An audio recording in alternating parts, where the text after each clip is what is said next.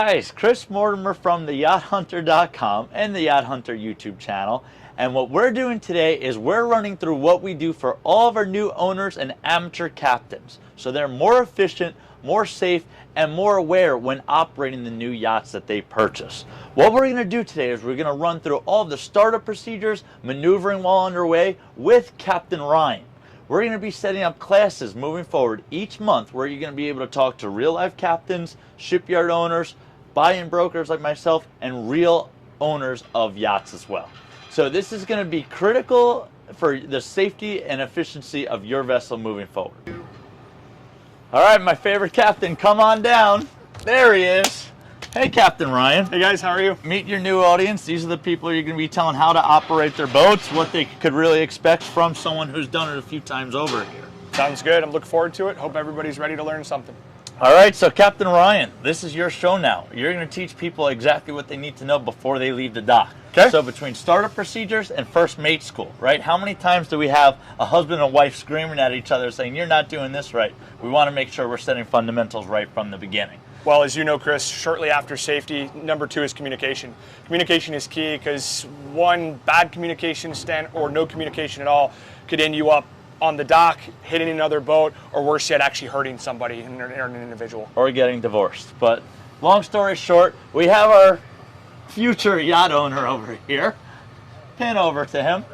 He's going to be our demo dummy here, and Captain Ryan is going to teach him how to do everything as well. So let's start off with tying lines, how to tie up a boat. Sure. All right, let's go. We're going to walk past John here onto the swim platform and over to the dock. So we're going to scoop. So Chris talked about before about tying lines. Where John is now is on the swim platform. The boat, as you can see, is stern in. This is called starboard side 2 tie. Right now we have a stern line going from the dock to the wide side of the boat. This keeps the boat here. If John turns around and looks at the cleat on the back of the boat, you'll see the loop is there. One of the big things that I like, especially for owner-operators, is I love to have the loops on the boat. That may be counterintuitive to some people because some people like to adjust the lines there while they live or they're on the boat, but you have to realize most of our owners are absentee owners. What does that mean? They don't live on the boat full-time or live in the state of Florida full-time or wherever the boat's located. So a lot of times we put the loops on the sides for easiness. So you see on this end, this is the bitter end. We've got it just normally tied around the cleat. So typically what we're going to do, once you find the length you want, around the base, over, under, over. I'm right-handed, so I put it in my left, I twist it, pull it tight. That's to lock it, and you double lock it. We'll do it again. All right, so we're going to untie this cleat first, and we're going to show you how the traditional tie is. So once you find the right length, you can go on either side. You can go on this side or this side. Make sure though you go around the base one time, over, under, take it in your hand, twist it, one lock, next hand twist it, next lock. So now you've got one time around the base for strength, crossover, one lock, 2 lock. So I'll show you again. Again, why are we wrapping around the base? If you come up here, I have seen many times boats break this S cleat right off. If you come around the full base, it's not going to break the 2 bottom vertical stanchions. Over, under, twist so it makes a loop, pull tight, twist so it makes a loop, pull tight. That's pretty much 99.9% of the cleats you're going to tie are going to be in that way. Good to go. So now we got Captain Ryan on board here on the other side of the boat where he's going to be tying fenders. Obviously our fenders keep us from hitting the dock. It's very important that when you put the fenders on, they don't rub up against the windows, as that's glass and that could break. So Captain Ryan, the rest of this lesson is yours. Go for it, bud. So guys, we've, unlike tying our lines to the cleats, there's actually a couple ways you can tie fenders. Typically, both ways are correct. It just really depends on what's easiest for you as the tire itself. So what we're going to see here, we have just a classic anchor ball. We're using an anchor ball here because it's a floating dock. Super easy tie. Obviously, we'll go over a fixed dock tie as well. later on in the show. But for now, we're going to show here the first method. So again, it really depends on what you're comfortable with, left or right hand. Preferably if you can do it both, but your comfortability matters most. So first thing is we're going to get our height. Typically, I like this just to be right about at the top or just slightly below the top of the floating dock. I'm going to come one time around. I'm going to come 2 times around. The third time, I'm going to hold a loop in my hand here, pass the line under. As you can see, I'm going to cross this line now with the other 2 and pull it tight. As you can see, it's going to rotate down, so we're going to rotate it down, and then that's it. That's the easy one. What I like to do on this one is, just for security measures, I'll pull one other, what I call a locking, just a locking square knot, and I leave a little loop in. So if you need to do this in a hurry, it's pull out quick, pull this up, and it's already off. So it should take you about 5 seconds to untie almost any knot on a boat that you do. That's method number 1. Method number 2, a little bit easier, but just as successful. We're gonna go 1 time around, 2 times around. This time, on the second time, I'm gonna cross. So I'm on the other side of what I call the hanging part of the fender. Then I'm gonna come under, get a loop section. Once, twice. The second knot is very, very important on this. I have seen these knots pull out in bad weather. With the knot moving back and forth, this comes out, your fender's gone. So that second knot on this tie is very important, unlike the other where you already have a lock. The second one is actually really the securing one. This one is just to keep it at its height need. This one though is to really lock it in place and make sure it doesn't go anywhere. So easy, 2 methods. You can do this for an anchor ball on a single line. You can do this on an anchor ball on a single line. You can do this on a double fender or a sausage fender, whichever you want. Either way, it's completely up to you. Both work, both are very easy to do, and both should be able to be replicated within 15 or 20 seconds to tie and 5 seconds to untie. So the benefit of buying boats with our clients and being a boutique company, we handle a lot more. Once most salesmen sell you the boat, it's like, thanks for the commission, see you later. We want to make sure that you're happy, you're confident, and operating the boat properly, so when it comes time to buy one in the future, you come back to us. But as I make it very clear to all our clients, here's me just sitting with my feet up as the real training goes on, again, with Captain Ryan. Hey guys, welcome back. Currently we're on a 560 galleon.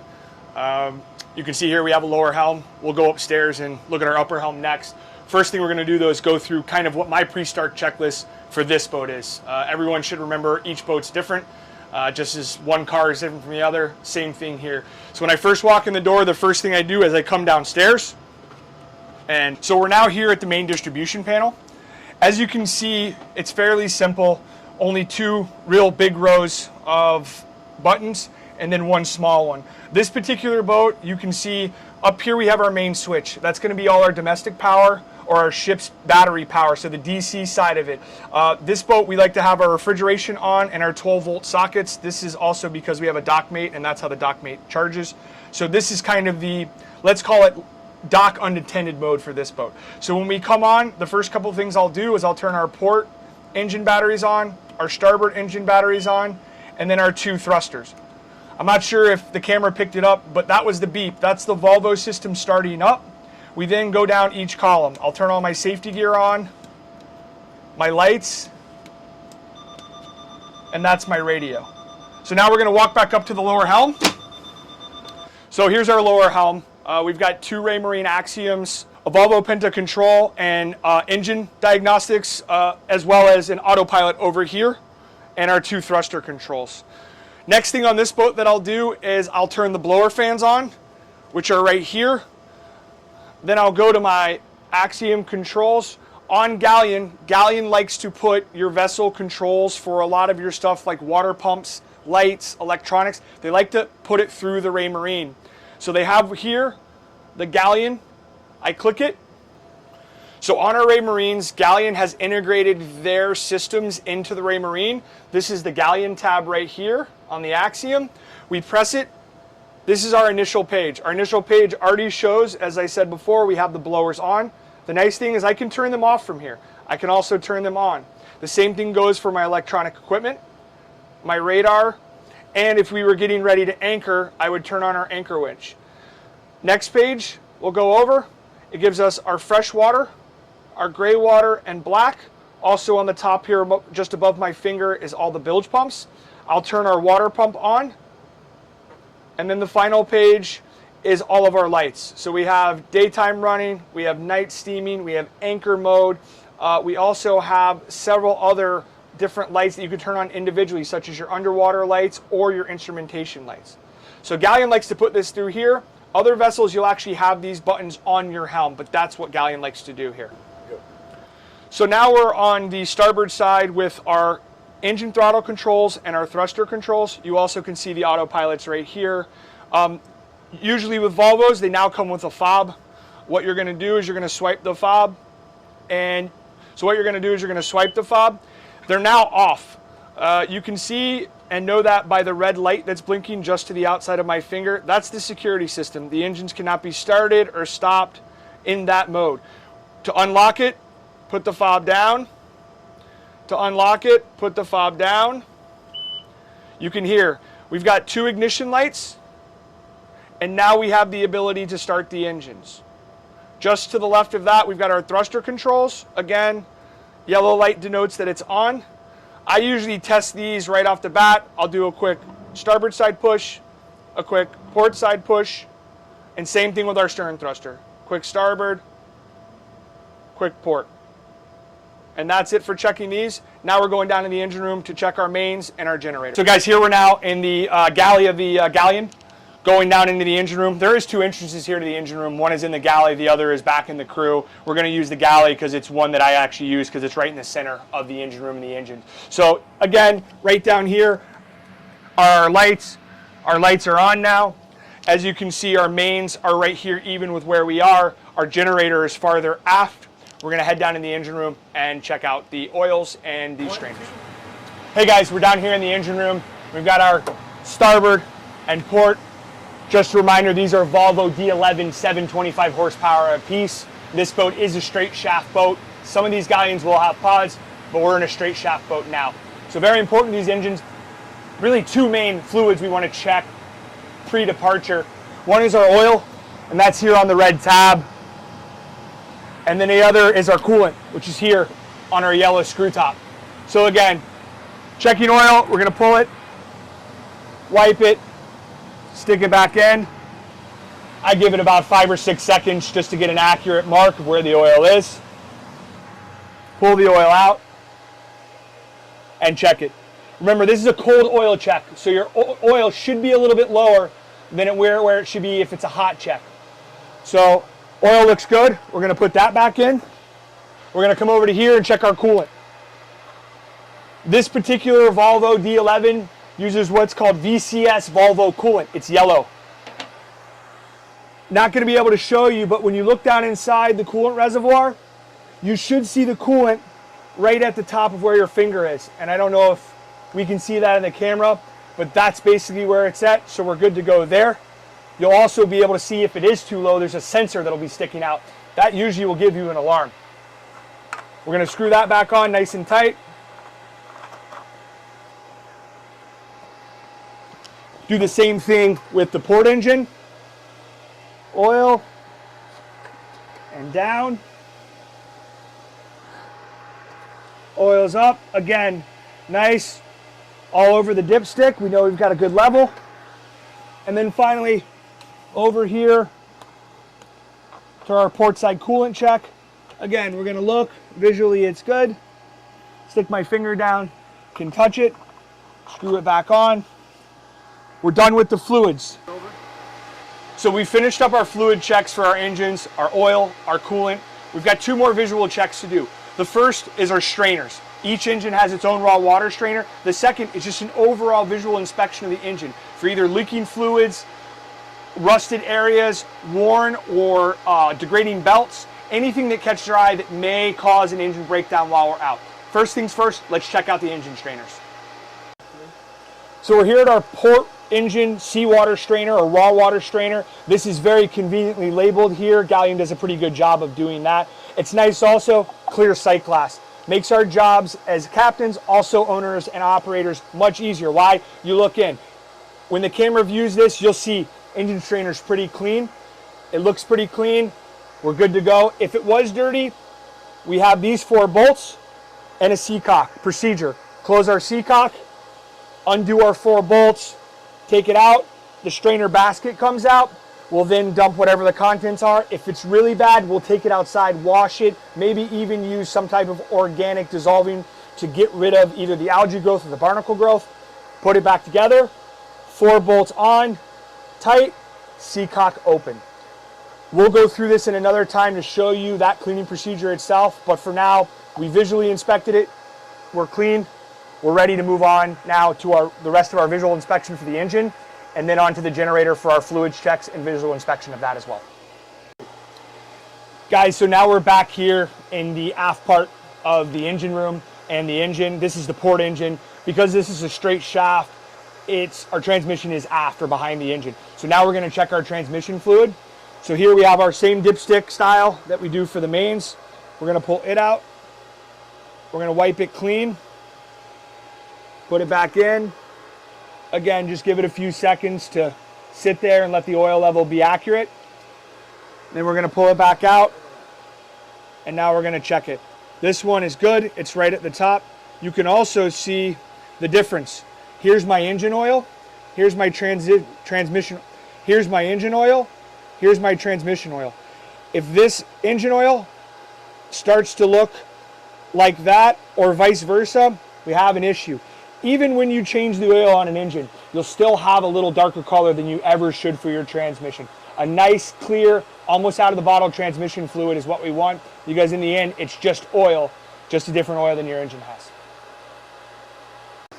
So guys, now see we have the front of the generator cover off. It exposes our oil dipstick. Same kind of method or same kind of checking that we do with our engines. We're gonna pull the dipstick out, clean it off initially, stick it back into the reservoir, wait a few seconds,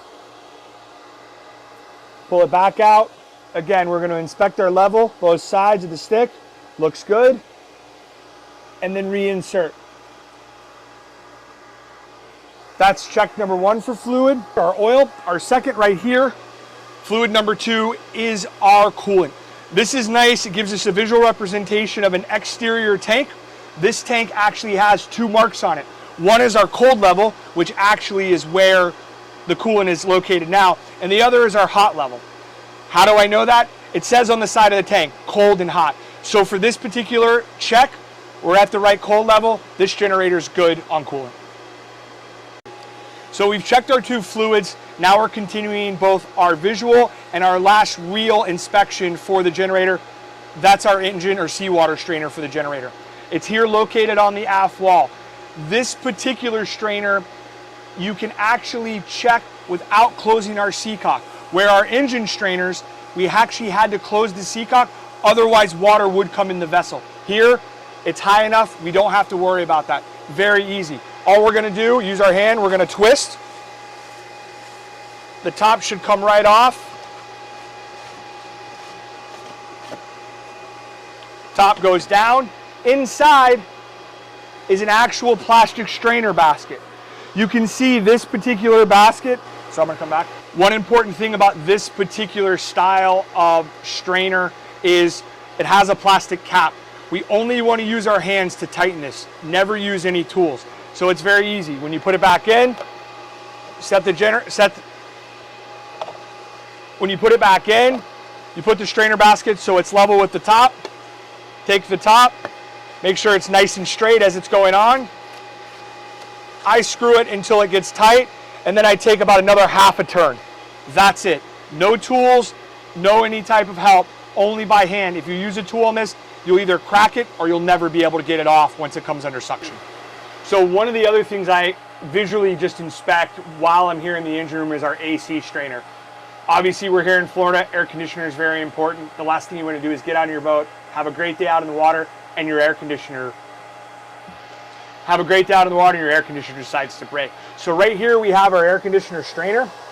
I take this top off, and right down here, the same thing as our engine and our generator strainers. We have a nice clear top. We're able to see right through it. This one is perfectly clean because I cleaned it yesterday. When you take a look, you'll see same process as our engine strainers. We would close our seacock. You've got 4 bolts, undo those. The top will come off. The strainer basket is inside, either empty or go clean it out on the dock. And then same process. Strainer basket goes in, bolts go on, nice and tight. Strainer seacock handle is open for the AC strainer. Then you can turn your ACs back on. Again, important to visually inspect these things so your day out in the water goes as smooth as it possibly can. So guys, we're now back at the lower helm. We've done our visual, we've done our oil, we've done our coolant. We're here now, we're gonna start them up. Again, same thing as before. We're just gonna start them one at a time. I'm just gonna start the port first. We're able to see it start up as our red RPM gauge has now come up, red for port. Stop 1 second. So we've got our port started up. Now we go to our starboard. Again, same thing. We watch our tack come up. Take a shot of that. And now you can see both of our RPM gauges are up. We're getting our idle RPM of 600. We also can look around the bottom here. We've got our coolant temp, our hours, our actual total fuel burn rate right now, and the engine load currently.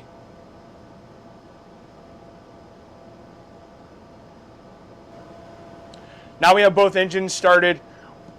Always do a gear check. Gear check, what does it mean? Basically, we're gonna just bump the engines forward, neutral, and then aft. We're gonna do one at a time. Port, starboard, starboard, port, completely up to you. What it will look like, we'll go port forward, just until the engine engages, back to neutral. Port neutral, just until the engine engages, back to neutral. Hold on. All right, ready? So what we do, we go port forward, just until the engine engages, back to neutral. Port reverse, just until it engages, back to neutral. Same thing with the starboard. Starboard forward until we feel the prop turn, back to neutral. Starboard reverse until we feel engaged, back to neutral. We can also check our thrusters, but since we checked that before, we're actually going to do one more check now at our upper helm station to make sure we have full control from both stations, just in case something happens to one or the other. So now we're here at the upper helm station. This is the station on the sun deck. This is really where the manufacturer recommends operating the boat for when you're out and about.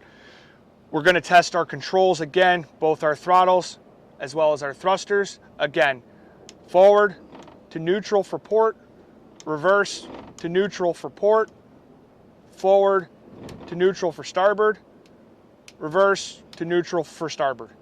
Over to our thrusters, we'll turn them on. Bow thruster to port, bow thruster to starboard,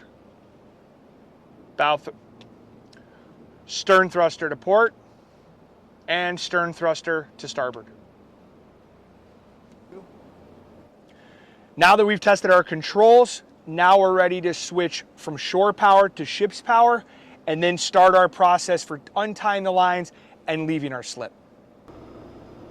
So guys, we're now here at our generator control. This is the point where we're going to go from shore power to ship's power. Very easy. We're going to hit our start button. You can see we get some of the lights. It's going to establish a communication control with the generator down in the engine room.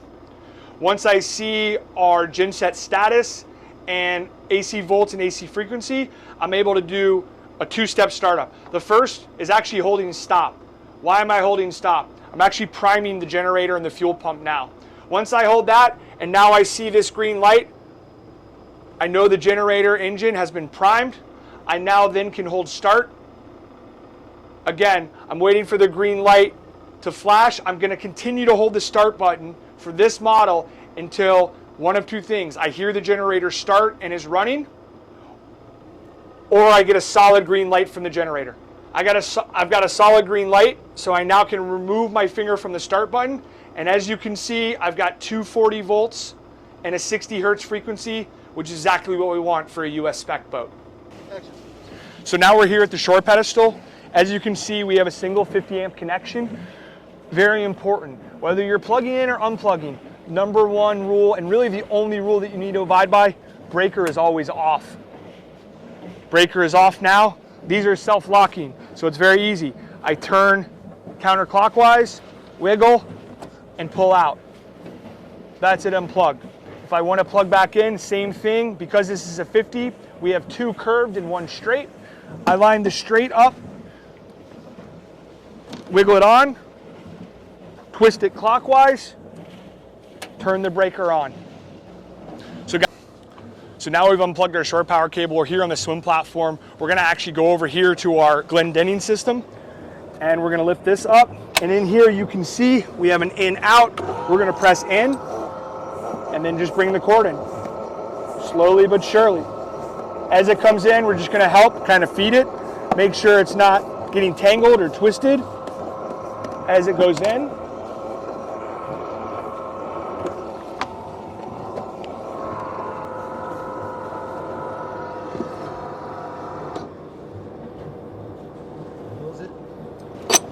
All right, fellas, how's training going as I'm very busy in here myself? It's going well, thanks Chris. So guys, now we're outside the galleon. We're along the starboard side, which is our starboard side tie for the boat. I'm here with Philippe. Philippe is gonna be my new owner-operator. Philippe's gonna be my first mate or my owner-operator today. It doesn't matter which one. The important thing is, as I said, safety's number 1, communication's number 2. First thing we're gonna do before we look at leaving the dock is we're gonna kind of assess our weather. We're gonna look at wind, we're gonna look at current, we're gonna look at tide. All important things to tell us what lines and in which order we undo those lines leaving the dock, and also importantly, returning back to the dock.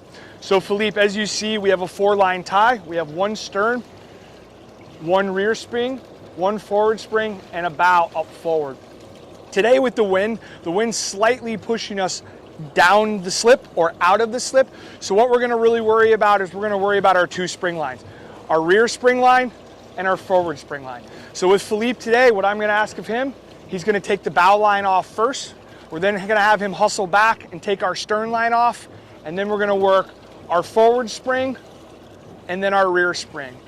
Most importantly, when you're untying and tying your boat back, especially for Philippe to understand, is our brake line, or most commonly called our line that prevents us from hitting the dock, that's gonna be our last line off. More importantly, it's gonna be our first line on.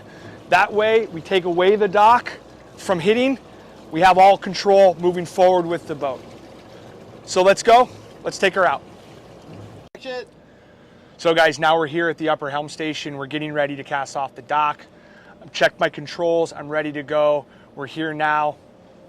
Let's get the boat off the dock. All right, so I have my owner-operator Philippe out front. I'm gonna come over, check my distance from the dock, make sure. Philippe, go ahead and untie the bow, please. Yes, sir. I'm watching Philippe, helping him get the boat closer, making it easier for him to untie just using my bow thruster. The bow untied. Say clear, bow clear. The bow clear. Okay, Philippe, come on back to the stern, please.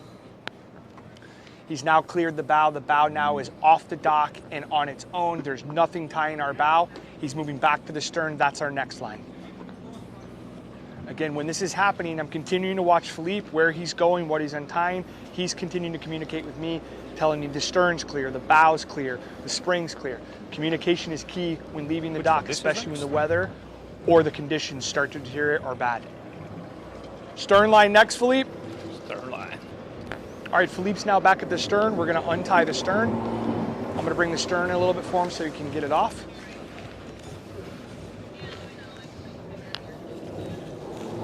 Stern clear, Philippe? Yes, clear. Come on the boat, come up here to this line. Philippe's now going to the forward spring. It's clear. Forward spring is now clear. We have 1 line left, and the most important is our brake line. So Philippe now is gonna get back on the boat. We're gonna untie the last line from on the boat. Never have anyone untie the last line from the dock. That's how the boat can get out of control. Someone tries to jump, someone tries to make a move. Last thing we want is someone to fall in the water and get hurt. Philippe's got the last line. It's our brake line or our stern spring. Go ahead, Philippe.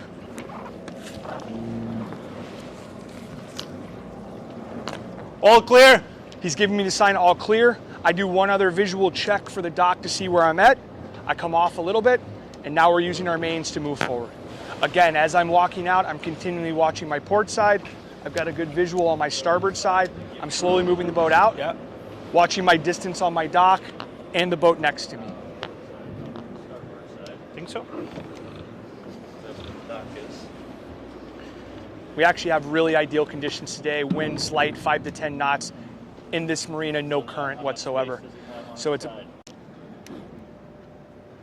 now as we're going out, Philippe has my starboard side, making sure that I'm clear.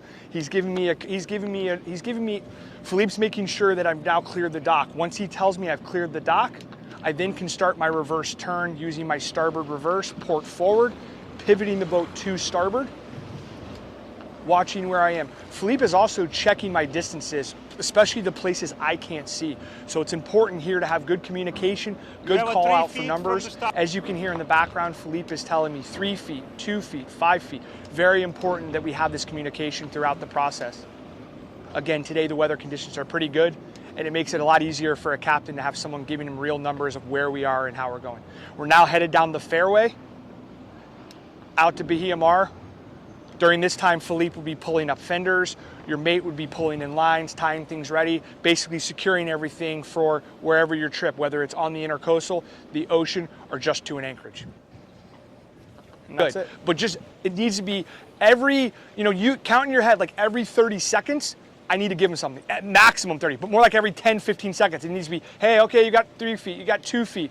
Cool. And that way it's just highlighting the communication part. Again, you and Chris could take the boat out of this slip. It's not hard. Yeah. It's just showing that the communication's there. I understand. Yep.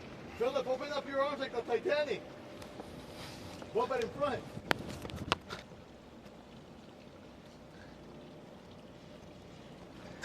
Hey Chris, is this another 500 right here? I think it is. Hey guys, we're up here on the upper helm at the spot here. We're at the anchorage. As you can see, pretty nice day. I'm sure you can hear a little bit of wind.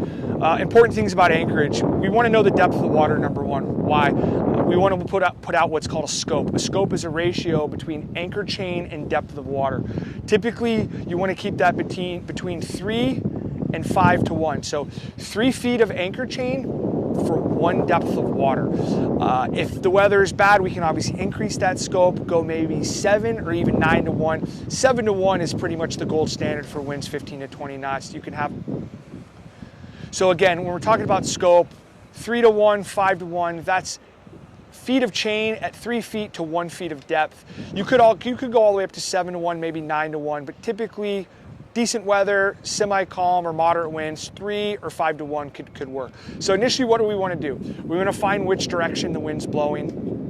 If you're at an anchorage and you have other boats, you've got to cheat. You can look at the other boats and see which direction they're pointed. Typically, that's going to tell you where the wind's blowing or where the current's blowing. Remember, boats are going to point their noses into the wind, into the current at anchor. So today we've got a little wind out of the east-northeast, north-northeast, somewhere around there. So what I'm going to do right now is I'm going to spin Philippe into the wind.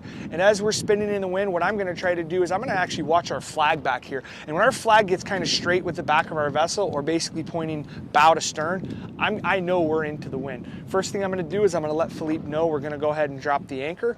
Next thing we're going to do is we're going to start watching our anchor counter and our chain. Right now we're in basically about 15 feet of water, so we're going to look at putting out between 45 and 60 feet of chain based on the 3 to 1 to 5 to 1 ratio.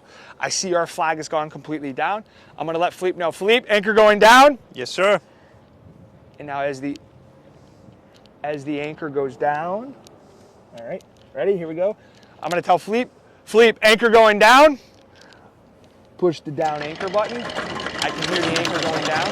Now as I start to drop the anchor, I basically want to be stopped or as stationary as I can, and then start a slow progression or backing of the boat. As the anchor goes down, I know when the anchor has hit the bottom because of the scope. I'm there. I can see it.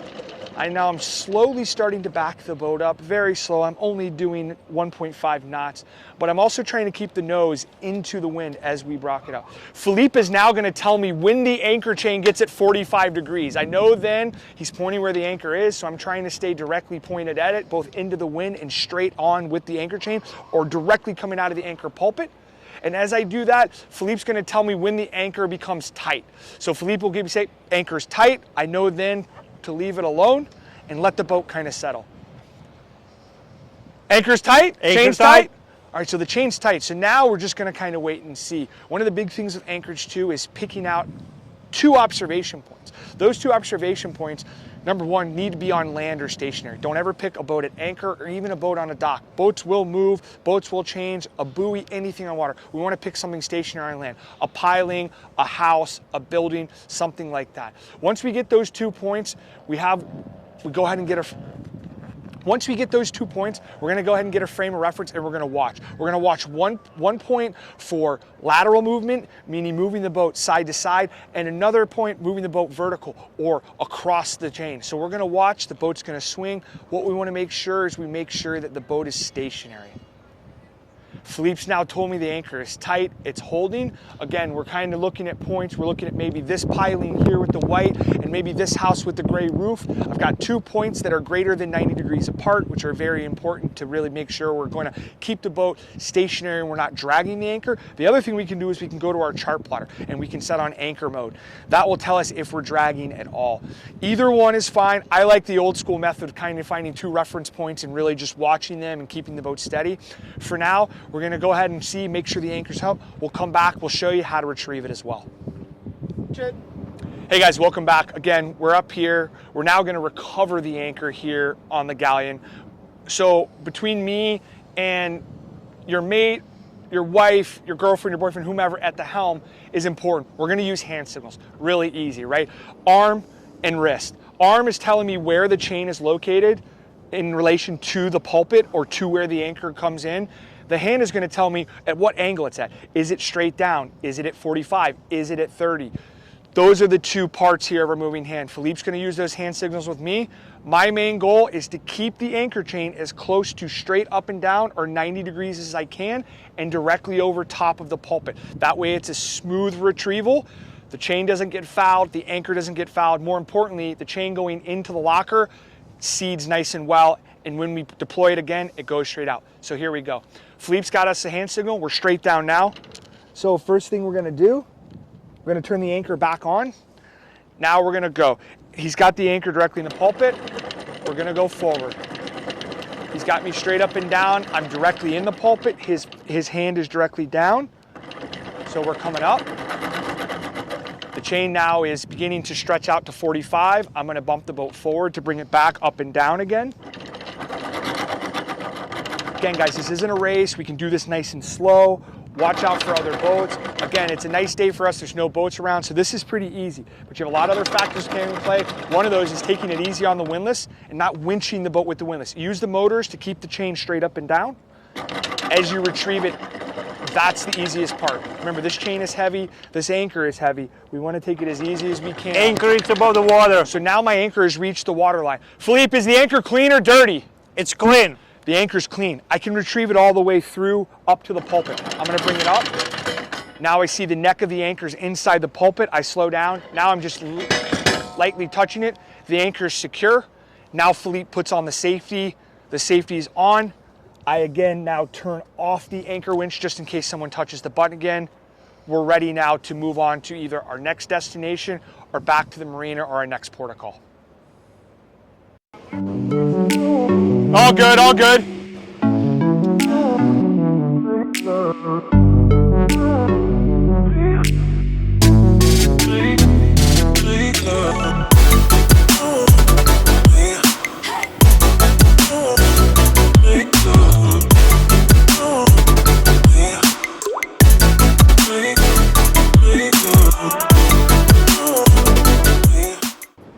All right, so now we're approaching the dock. We're gonna go ahead and pull back into the dock.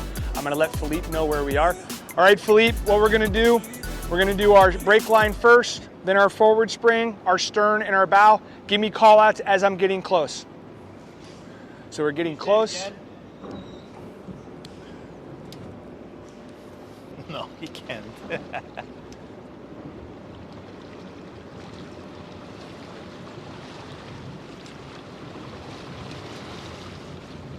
Right now I'm watching where the stern and the dock are in relation to. I know my bow's pretty close to the boats up forward, but I'm not really concerned about that because I know what kind of distance I have on my stern. As we're talking, Philippe will start giving me call outs and let me know when I'm inside the dock and where I'm at. And so it makes my life a lot easier when it comes down to simple things like that. Gotta talk. Captain, you're 10 feet from the dock. Let me know, Philippe, when I'm inside the dock, please. Yes. So again, communication is key. I cannot see my starboard stern at all. So I have to really rely on Philippe and him calling it out to me, as I don't know where that stern is. I can peek to it, but I leave the controls. Captain, you're inside of the dock. He's now told me I'm inside the dock. So now it's basically a straight back approach now. And I'm using this piling right here as my guide of how close or how far away I am from the actual dock itself. Captain, you are 3 feet from the dock. So he's now told me I'm 3 feet from my starboard side from the dock, making sure, again, I can just glance barely without leaving the Captain, controls. we're 2 feet from the dock. He's giving me 2 feet now. He's giving me 2 feet now, so I'm going to correct a little bit.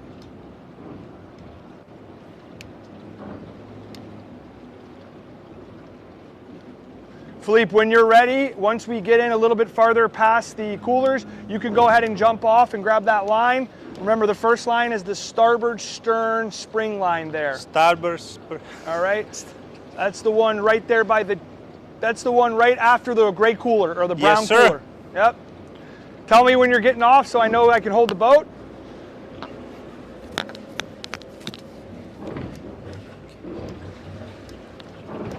I'm off the boat, sir. So now Philippe's off the boat. He's grabbing the line on the dock.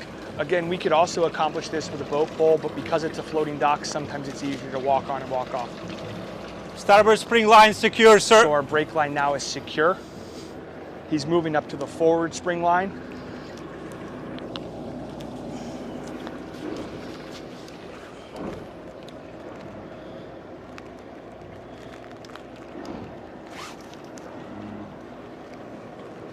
He's now got that on, so now our 2 springs are in place. Really, this now is locked the boat into the slip.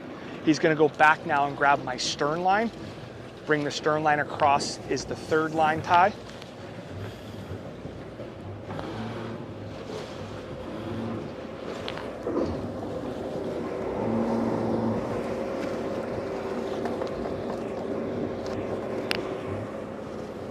Stern's on?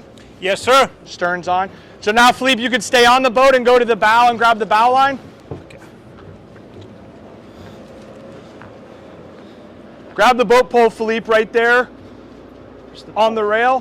Perfect.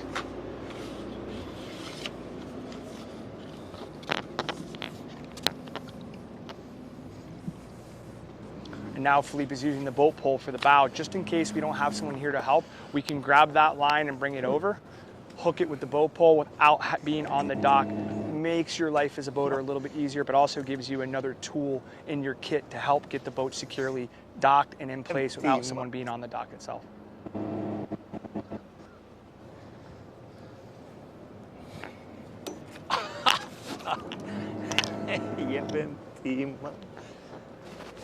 And now we're all secure. All lines secure, Captain. He's just let me know he's got all the lines secure. We're now good. Hands off the throttles. We'll shut the engines down and go ahead and make sure everything's tied correctly. Fenders are in place and we're good to go. Hey guys, if you made it to this point, I gotta apologize because we ended the video a little bit abruptly. Forgot to do the recording, or we lost it, and now that we're prepping for a hurricane today, realized as we're making this video, I made a mistake. With that being said, I hope you learned a lot. I hope you were entertained. If you are in the market to buy a yacht, we are going to teach you how to be comfortable, you, your guests on board, so it's a great ownership experience for you. If you're interested in reaching out to Captain Ryan, he is available for training, deliveries, and management. I'm gonna link his information down below on this video. And then I think you know by now, if you are in the market to buy a yacht, please feel free to use our free yacht calculator tool, which is going to help you buy the best yacht at the lowest price while avoiding errors and mistakes along the way. As always, thanks so much for watching. If you can do me a huge favor, like the video, make sure you subscribe and share this, as this is going to help me find other yacht purchasers to help us grow our business. So thanks so much for watching, and until next time, happy yachting, my friend.